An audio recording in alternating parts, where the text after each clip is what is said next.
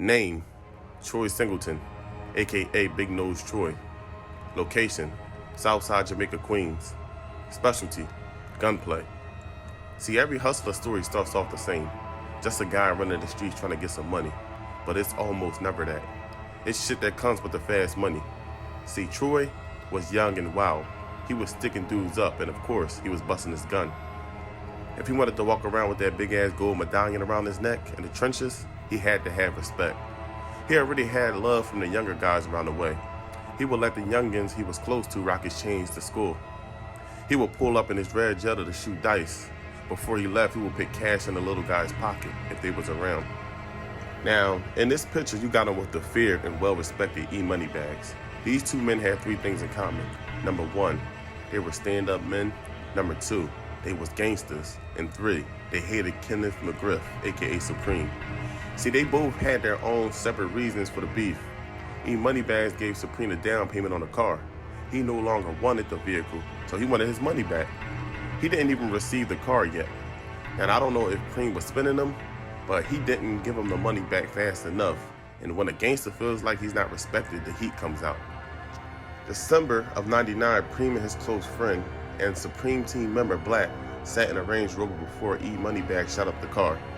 Preem wasn't hit, but his man was hit and ended up bleeding out to death. So you know Preem had to do something about that. He lost a friend over some little money that he probably had in his pocket. Now, the money wasn't little, but I'm sure it was nothing to Preem. But it didn't have to go that far. Now, Big Nose Troy problem was while he was fighting a double murder, one of the Supreme team members was set to testify against him, which never happened, but he felt like the people ignored it. Now, back then, it wasn't like today. A rat was the worst thing to be on the street. You were basically dead. Ain't no coming around like everything's good, you were held accountable. So he decided to pistol whip, shoot, slap anyone associated to the Supreme team. He got busy, and yes, even with sickle cell. He ended up smacking Ja Rule's manager. I heard even Irv Gotti got some hands put on him. It wasn't the right time to be in Murder Inc. Now, Troy and E-Moneybags, they knew where they were up against, and they had each other. They knew they were taking the kingpin to war that had the whole queen shook and had shit on lock. Supreme was feared, so taking him to war, you're damn near going to war with the whole queens. Just know this, if you had beef with Preem, guys weren't coming around you. One person that did come around was Curtis Jackson. Yeah, 50 Cent. I guess they was like, anybody that's an enemy, then my enemy is a friend. See, Preem already didn't like 50. He pretty much didn't like anyone that stood up to him. He allegedly told 50 to leave Murder Inc. alone, but you know 50 didn't listen. Preem was Murder Inc. protection. Well, it was supposed to be like that. It was supposed to be that way, but they still was getting into scuffles and getting robbed.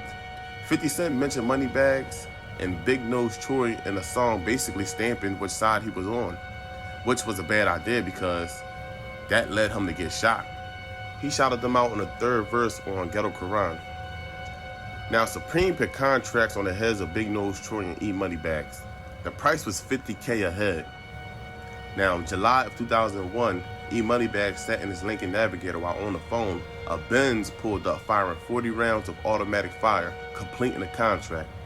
3 months later, Big Nose Troy was murdered on his way to his car coming from a sports bar in Southside Jamaica, Queens. Now, as of right now, Supreme is serving a life sentence in Kentucky.